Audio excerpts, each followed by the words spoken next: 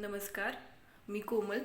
आज आपण शिळ्या भातापासून नाश्ता कसा बनवायचा ते बघणार आहोत.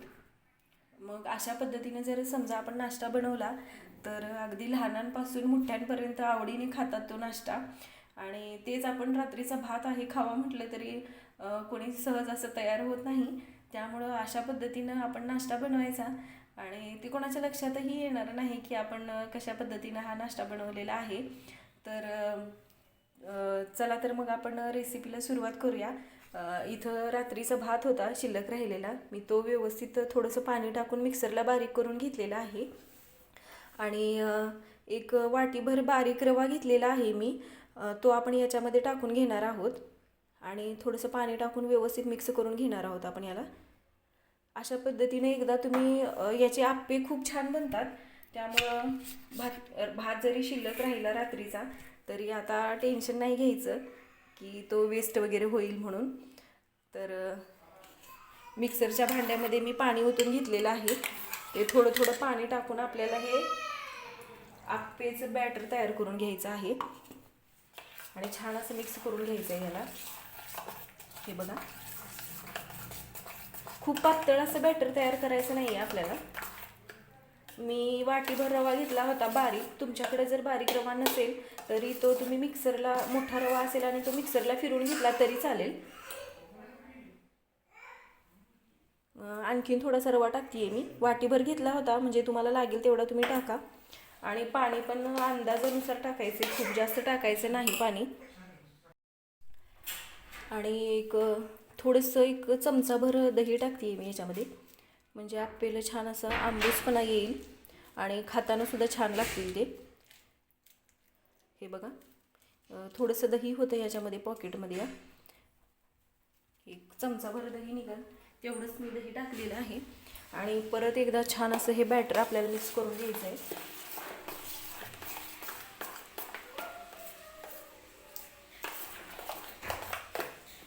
तुम्ही बघू शकता हे असं घट्टसर बॅटर आहे. पाणी अंदाजानुसार टाकायचं आहे, कमी जास्त लागलं, जास्त जर थोडंसं अजून हवं असेल तरी तुम्ही टाकलं तरी चालेल. हे बॅटर असंच तयार ठेवायचं आहे आपल्याला आणि हे आपल्याला 10 मिनटं झाकून असंच ठेवायचं आहे. तर इथं मी खोबऱ्याच्या चटणीसाठी तडका तयार करून घेते. इथं मी खोबरं आणि हिरवी मिरची बारीक करून घेतलेली आहे मिक्सरला. तर छान असं हिरवी मिरची आणि कढीपत्ता भाजल्यानंतर मी थोडंसं हिंग टाकते आणि हे मिश्रण आता मी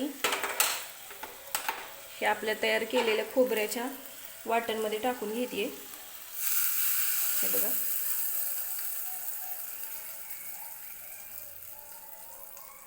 तर छान असं तडका दिल्यानंतर चटणीला छान अशी वेगळी टेस्ट येते.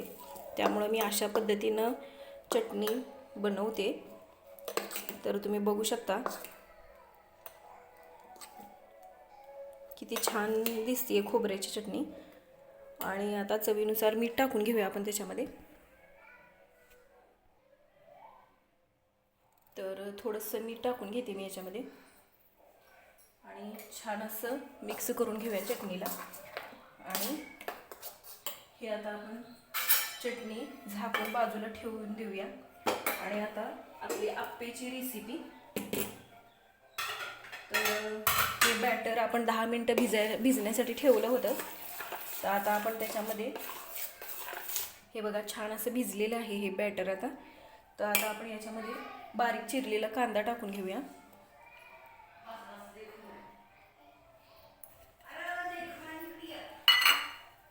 टोमॅटो टाकून घेऊया. तर टोमॅटो पण आपण याच्यामध्ये टाकून घेतलेला आहे आणि थोडीशी कोथिंबीर टाकून घेणार आहोत आपण.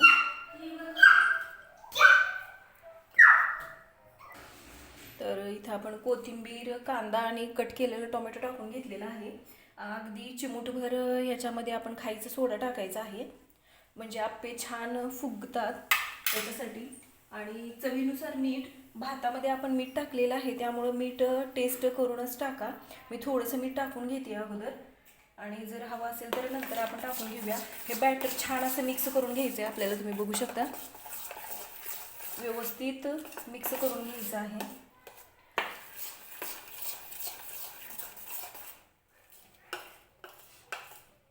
अशा पद्धतीनं आप्पे जर बनवले तर कुणाच्या लक्षात सुद्धा येणार नाही की हे आपण शिल्लक राहिलेल्या भातापासून आप्पे असे तयार केलेले आहेत. खायला सुद्धा अगदी छान लागतात हे आप्पे. सोबतच खोबऱ्याची चटणी अप्रतिम लागतं खायला हे कॉम्बिनेशन. त्यामुळं तुम्ही सुद्धा म्हणजे नक्की एकदा अशी रेसिपी ट्राय करून बघा, तर तुम्हाला नक्की आवडेल हे आप्पे. हे बघा, हे छान असं मिक्स झालेलं आहे. इथं मी गॅस सुरू करून आप्पेचं भांडं गरम करायला ठेवलेलं आहे. आप्पे पात्र गरम झालं की मग त्याच्यामध्ये आपण तेल टाकून घेऊया त्या भांड्याला.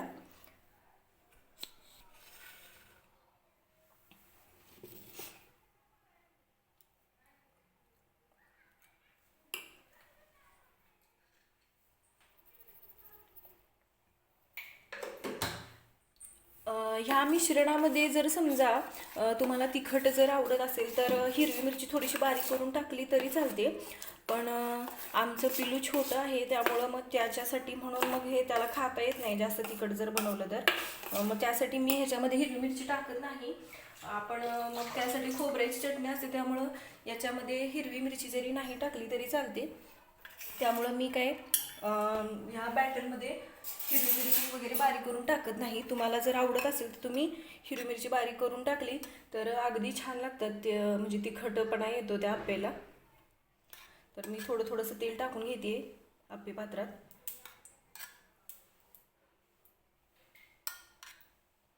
ब्रशनी किंवा चमच्याने सुद्धा व्यवस्थित लागलं जातं याला तेल. मी चमच्याने लावून घेते व्यवस्थित. थोडंसं असं भांडं जरी हे केलं तरी सुद्धा ते सगळीकडे पसरलं जाते. तेल छान गरम होऊन द्यायचे, नंतरच आपल्याला ते बॅटर टाकायचं आहे आप्पे पात्रात.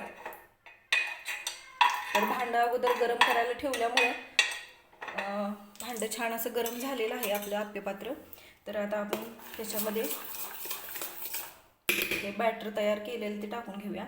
सुरुवातीला मध्ये टाकून घ्यायचं, का तर मधोमध अगोदर गरम होतं भांडं त्यामुळं.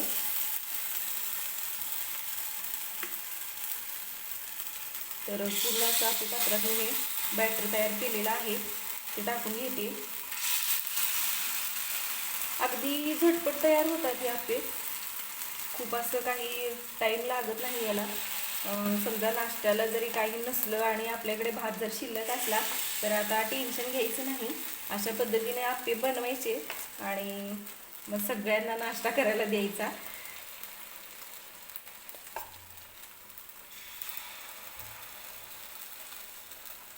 गॅस मी खाली बारीकच ठेवलेला आहे.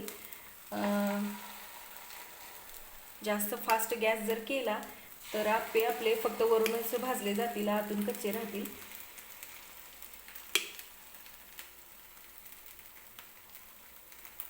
छान असं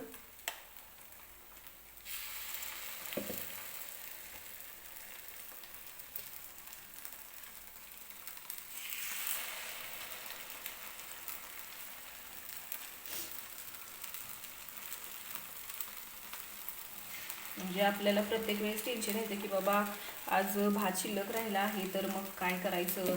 मग ते आपल्याला म्हणजे सारखं तेच खायला नको वाटतं. मग हे अशा पद्धतीने जर नाश्ता तयार केला तर अगदी छोटी मुलंसुद्धा आवडीने खातात. त्यामुळं हे बघा, आम्ही हे झाकण लावून एक 5 मिनटं आपण याला शिजवून घेऊया. मध्ये मध्ये चेक करूया ते शिजलेलं आहे की नाही ते.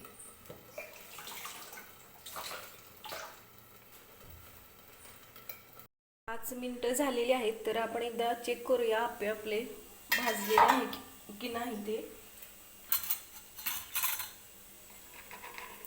हे बघा, अगदी अलगद निघतायत, म्हणजे ते खालच्या बाजूने भाजलेले आहेत. अलगद असे पलटून घ्यायचे आहे आपल्याला आप्पे. अशाच पद्धतीने सगळे आप्पे आपण पलटून घेऊया. छान असे भाजले गेलेले आहेत एका बाजूने बघा.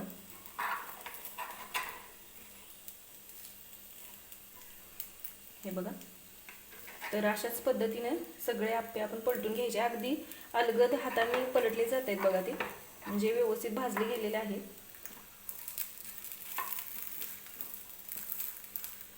छान असा रंग पण आलेला आहे आप्पेंना, तुम्ही बघू शकता.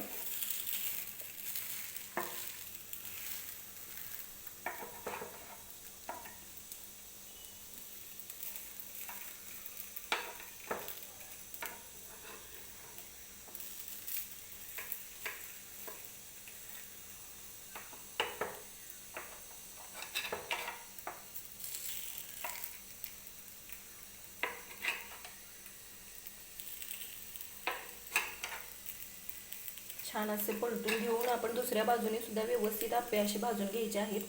खालच्या बाजूने सुद्धा व्यवस्थित रंग आला पाहिजे आहे आप्प्यांना. आणि परत एकदा झाकून आपण 2-3 मिनिटासाठी हे आप्पे व्यवस्थित भाजून घेणार आहोत. वरून थोडंसं तेल लावून घेऊया आपण, खूप असं नाही, पण थोडंसं तेल लावून घेणार आहे मी चमच्याने. अगदी कमी तेलामध्ये आणि पौष्टिक असा नाश्ता तयार होतो हा. तर नेहमी आपण डाळीचे किंवा तांदळाचे आप्पे बनवतो, पण ह्यावेळेस आपण उरलेल्या भाताचे आप्पे बनवलेले आहेत. तर तुम्ही सुद्धा अशा पद्धतीने एकदा नक्की ट्राय करून बघा. आणि आपल्या चॅनलला अजून सबस्क्राईब केलं नसेल तर पटकन सबस्क्राईब करून घ्या, म्हणजे मी बनवलेल्या नवीन रेसिपी तुम्हाला बघता येतील. आणि आपल्या चॅनलला लाईक पण करा, व्हिडिओला लाईक करा. तर हे बघा छान असं. तर आपण झाकून घेऊया झाकण, आणि परत एकदा 5 मिनिटासाठी आपण झाकण लावून आप्पे खालच्या बाजूने सुद्धा व्यवस्थित भाजून घेऊयात. तर आता आपण दुसऱ्या बाजूने आप्पे भाजले का बघून घेणार आहोत. तर हे बघा छान असा रंग आलेला आहे दुसऱ्या बाजूने सुद्धा, बघू शकता तुम्ही. आता आपण हे आप्पे प्लेटमध्ये काढून घेणार आहोत आणि असेच सगळे आप्पे बनवून घेणार आहे मी.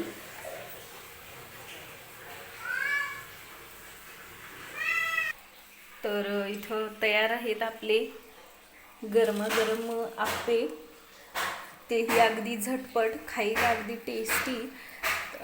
ते पण रात्रीच्या आपल्या शिळ्या भातापासून तयार केलेले आप्पे आहेत हे. किती छान दिसत आहेत बघा, अगदी सॉफ्ट झालेले आहेत, तुम्ही बघू शकता. आणि तर अशा पद्धतीने तुम्ही एकदा शिळ्या भातापासून आप्पे तयार करून नक्की बघा आणि कमेंट करून नक्की सांगा कसे झाले होते ते. तर तयार आहेत आपले गरमागरम आप्पे आणि सोबतच खोबऱ्याची चटणी. तर अशा पद्धतीनं तुम्ही एकदा नक्की उरलेल्या भाताचे आप्पे ट्राय करून बघा आणि कमेंट करून नक्की सांगा आप्पे कसे झाले होते ते. आणि आपल्या चॅनलला लाईक आणि सबस्क्राईब करायला विसरू नका.